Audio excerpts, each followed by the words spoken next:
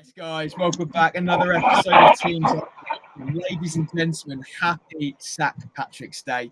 Yes, Patrick Vieira, the defeat for him was the final nail in the coffin. It was a great win for the Albion, but sadly, the Albion have claimed yet another scalp. Yes, so I feel just to address the elephant in the room, I'm currently walking through Lancing and hoping not to get run over by these cars. Filming a new documentary, What's Happening in Lancing. We're still working on the title in the production, but there we go.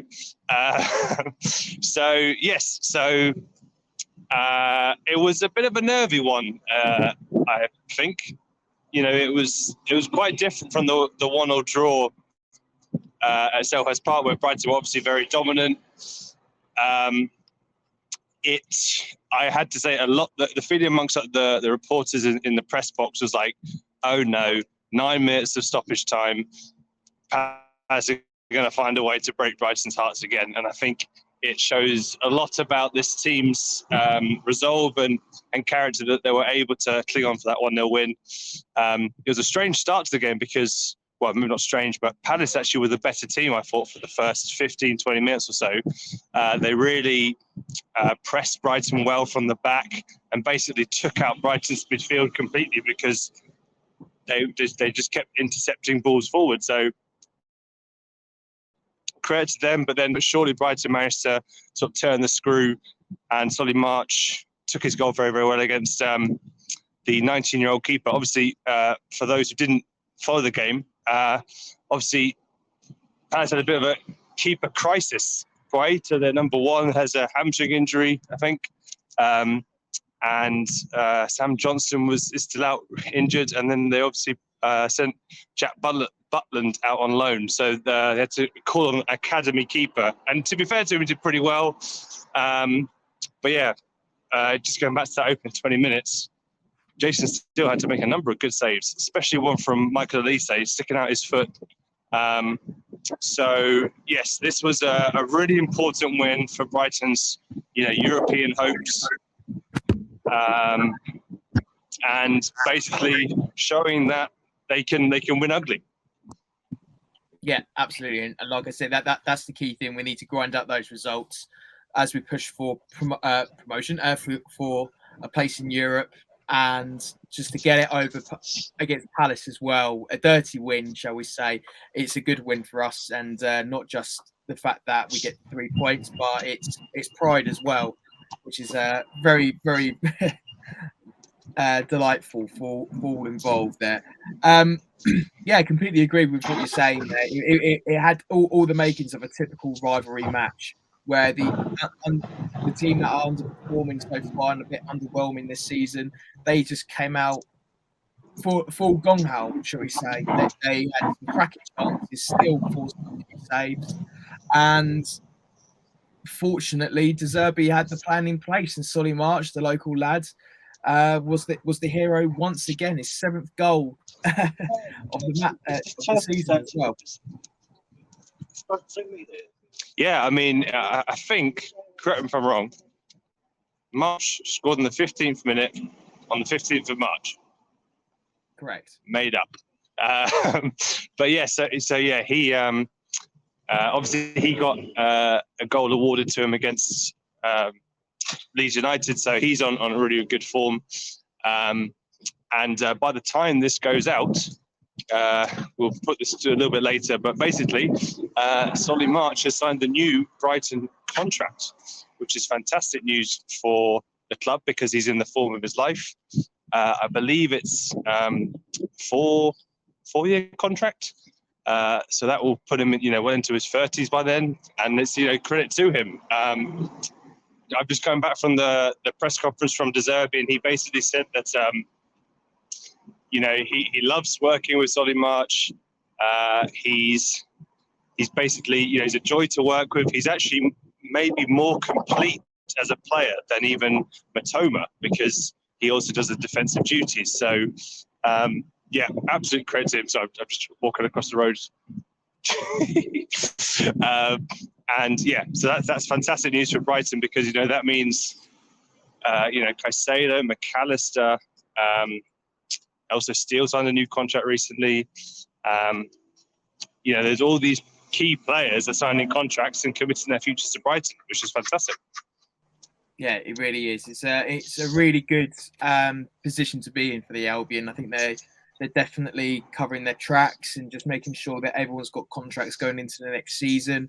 Just getting a bit of stability within the squad. Just a sign, and it's a sign of intent from us that we're keen to keep our players, we're keen to give them the contracts that they deserve, and we're not afraid to go, toe to toe with some of the big clubs who want to start a bidding war. Yeah, for sure. I mean, it'll be interesting to see what happens in the summer. But a great sign. Also, De Zerbi was talking about, just thrown ahead a little bit, obviously, the Grimsby Town game at the weekend, the FA Cup quarter-final, Wembley at stake potentially. Well, definitely for the winner. Sadly, Tarek Lamptey is still out injured.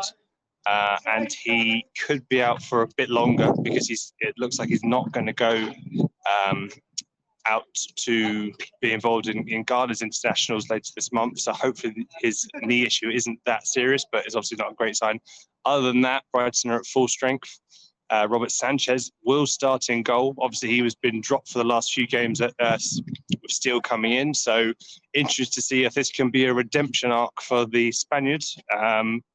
So yes, plenty to look forward to. And let's throw ahead to that quickly, Tom. Before my train gets here.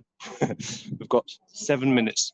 What do you reckon in terms of the starting 11? Would you change things up? Obviously, Brighton have got about just under 2 weeks until the next game because of the international break. So how do you think Brighton should line up? I think they should line up as strongly as they possibly can. I do think that is a great opportunity for Sanchez just to kind of give him his claim of I'm keen to fight for the number one spot with Jason Steele. Steele's been fantastic and informed, don't get me wrong. But I think this is the kind of game where De Zerbi can have full confidence in Sanchez just to say, okay, prove to me that I made the wrong decision in putting Steele over you. Obviously, with Lamptey down, that means that Veltman will probably put in the starting lineup, which is fine by me. I'd like to see Van Heck maybe get some minutes under his belt. I think he's a really solid youth product, and he did pretty well against Stoke City in the previous rounds. And hopefully just mix it up a little bit, up maybe in the middle, and but mainly keep the core as much as we possibly can.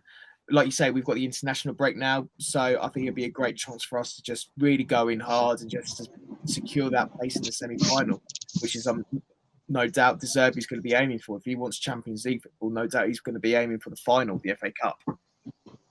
Yeah, and he did say that it was quite a light-hearted, humorous press conference. He was asked about Grimsby and the fact that they're the Mariners and the name escapes me from their sort of nickname, something about a cod, and he sort of smiled for about 5 seconds and then laughed because he wasn't quite sure how to respond.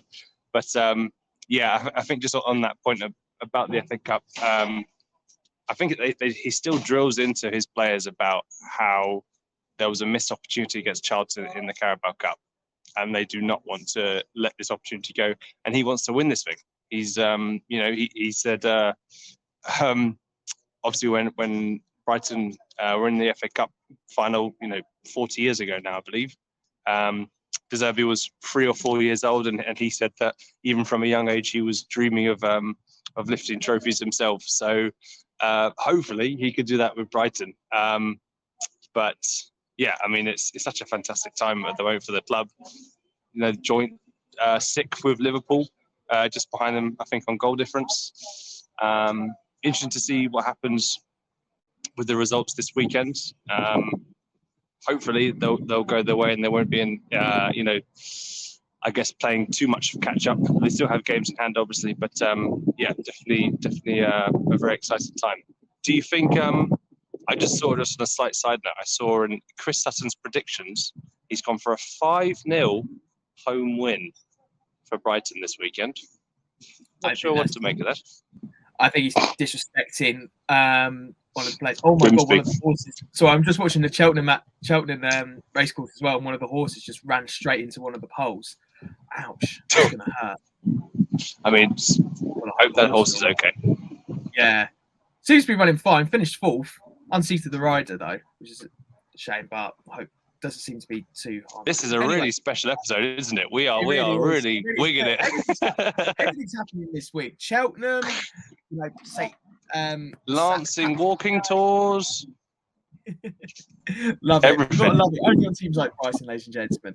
Look, I think that's disrespecting Grimsby a bit too much. I think that's just such an easy prediction to make just because of the stature where we are at and where Grimsby are at. And if you just look on the league table, then you just think, okay, it's going to be an easy 5-0 win for us. No, look at how Grimsby have done. Like this is a team that have earned their right to be in the quarterfinals and to be in the chance to compete with yet another Premier League side. You know, they've got every right to be there, and fair play to them. And they're going to be giving it their absolute best.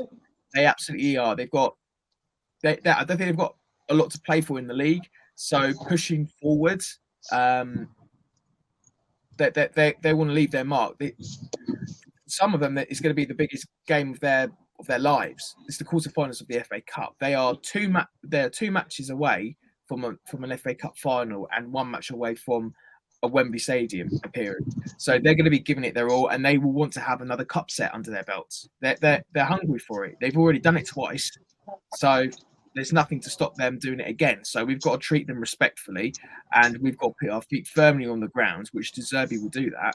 Do I think he will win 5-0? No, I actually think both teams are going to score. I think it's going to be an absolute classic. Lovely stuff. One thing to add before we throw over to Sam Allen, who's a reporter who covers Grimsby Town week in, week out. Special mention, I think, to Joel Veltman, who has just found Wilfried Zaha in his back pocket. Sorry, that's poor.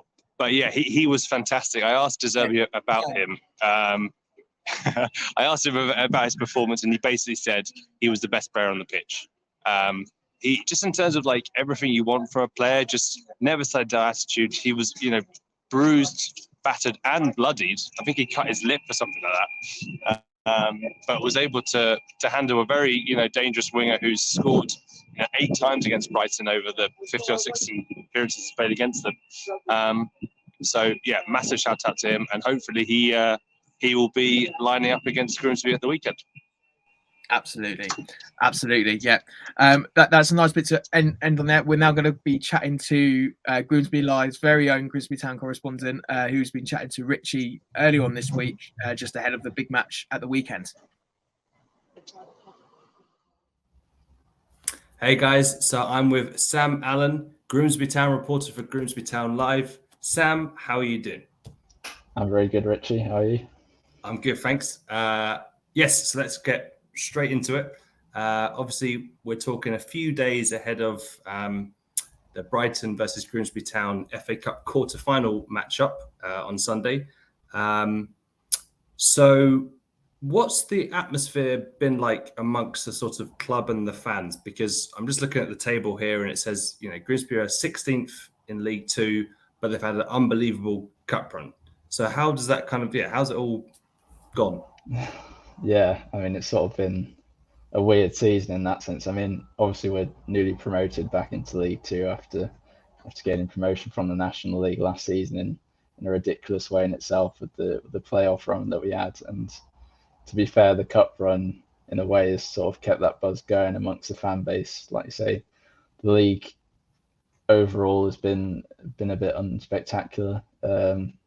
Team's been a bit inconsistent, especially I think we had a strong start. We went on quite a good away run to start the season in the league, but I think particularly the home form this season in the league's been a disappointing aspect for the fans this season. But like you say, the cup run has been something special for the club. I mean, first quarter final that the club's been in the FA Cup for 84 years, breaking records as well.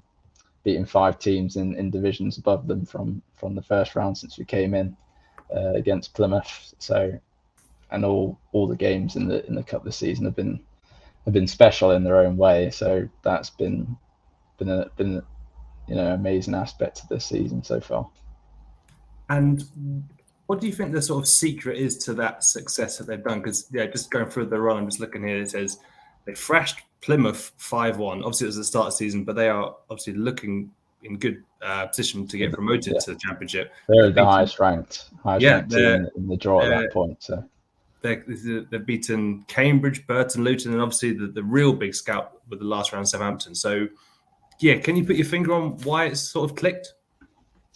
Bit of luck, I think, especially the Saints game. I think you're gonna, a team in our position in the pyramid against a Premier League team, no matter how Southampton are doing this season, you're going to need a bit of luck, and we did have that with VAR and things like that. But I think, I guess it is hard to put your finger on it. It's a good.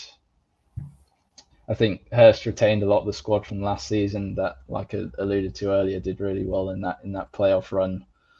And I think maybe it's just a great sort of knockout team, and has been this season. Like I say, with the league form, it's not been amazing, but in these one-off games in the cup, the team have really come to play and have shown, and that's what's got them through most of these games against teams that on paper, Town wouldn't be fancied against most of them. And I mean, football sometimes, styles make games, and I think in some of the earlier rounds, especially like the Plymouth game that you mentioned, they, were high flying, top of League One at the time, highest ranked team in the draw at that point. But when they came to Bundle Park, they sort of played into Town's hands really and went really aggressive. But then Town sort of countered on them really well and sort of blew them away in the game on the day. So it's been sort of a mixture of things really. So you touched upon style. What kind of formation do Grimsby play with, and what is their sort of approach? I mean, you maybe hinted that they were a counter-attacking team. Is that fair to say?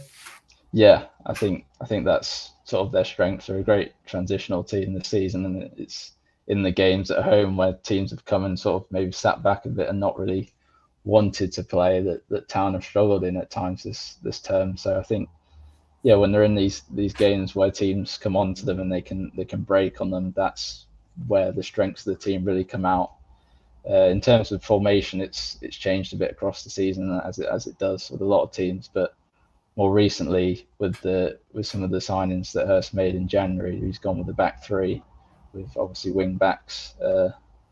So that's been how Town have set up in most of the recent games, with two sort of forward players and then a player in behind them and a couple in central midfield as well. It's interesting to say that because some teams in the Premier League that have had a bit of success against Brighton are those who have sort of sat back and then played them on the counter, like the Fulham 1-0 smash and grab was a great example of that. Just in terms of the players that Brighton maybe need to keep an eye on, who would you say are maybe the biggest threats that Grimsby possess? Yeah, I mean, it's probably going to be more about what players Town need to look out for in Brighton for most of the game, but well, you got this far, so don't impress me. Yeah, sure. I think, to be fair, Brighton's probably a whole different test even to Southampton. But in terms of Town, I think Harry Clifton's been one of the standout players this season, local lad, which just sort of adds to it. Ever present in her side and has been ever present in the Town side for a long time since he broke through a couple of years ago, and he's top scorer from midfield. He's got, I think, 6 or 7 goals. So he's been one of the standouts. John McAtee up top, who has come back on loan to Town. He signed for Luton in the summer after a great debut campaign with Town, where he top scored with 16 goals, I think, in the National League. He's had some stand-up performances again this season for Town. And Gavin Holohan as well, probably in midfield. He was the one who tucked away those 2 penalties against Southampton. So showed his composure there, and he's a really solid, consistent player in midfield. And Town defensively are quite strong as well. They've got Luke Waterfall, the captain, who, at the start of his Town career had some inconsistent performances, but has really turned it around in the last 18 months or so, and it's become a stalwart at the back. So if I had to pick out a few, those would probably be the ones. And you touched upon it a little bit earlier in the chat, but so obviously you got promoted from the National League last season. And obviously there's a lot of hubbub about Wrexham. I just wanted to, on a side note, how was that sort of, I guess, bursting that bubble and making it through the playoffs? Because I mean, they've got to be the hardest playoffs around, surely. Yeah, I mean, the playoffs last year was just ridiculous, to be honest. Every single game going to extra time. I think we led in total in those games probably about 20 minutes, if that, and managed to win all of them. So it was really special. I think a lot of fans would have thought that's the best it's going to get for a while. But then we had this cup run this season that's come along. So yeah, in terms of Wrexham, it was nice to get one over on them in that situation in the playoffs, which, you know, that game was probably the most ridiculous of the lot. With, I think it ended 5-4 in the end, and just a fantastic game. And the funny thing with Wrexham is they've obviously had a bit of a cup run of their own this season, and that took some of the shine away from what Town were doing as well this season. So I think it sort of came up again that Wrexham were, you know, taking all the attention again, you know, Hollywood FC and all that. So, but again, they're out now and Town are still in and getting the attention they deserve now. Yeah, fair play. So yeah, final thing I want to ask was, how do you see the game going on Sunday? And do you think, what's your score prediction, I guess? Concerned. I'll be completely honest. I'm a bit concerned about this one. Obviously, absolutely no pressure from Town's point of view coming into it, and the players and the fans should just enjoy the occasion as much as possible. But watching from what I've seen of Brighton this season and looking from a distance, I think, you know, they've had an absolutely fantastic season and are playing some great stuff under De Zerbi as well. So it's, as it is a lot of times in these sort of cup games, when you're the underdog, it's just about seeing how long you can go really without frustrating them, how long you can go at 0-0 and see where you get to. But if I was being realistic, if I was to give a realistic prediction, I'd probably say 3-0. Like to Brighton. And what about the heart prediction? With my heart, it'd be something, because Town only do dramatic in these sort of games, so it'd probably be a victory on penalties or something like that. Nice. Well, on the way through. Great. Well, yeah, thanks so much for coming on. Do you want to maybe just sign off by saying where people can find your content and your social media present? Yeah, on Twitter, that's sort of the main place. My personal handle is Sam_Allen567, and obviously for all the Grimsby Town stuff, you go to Grimsby Town Live. So that's where you'll find most of the content.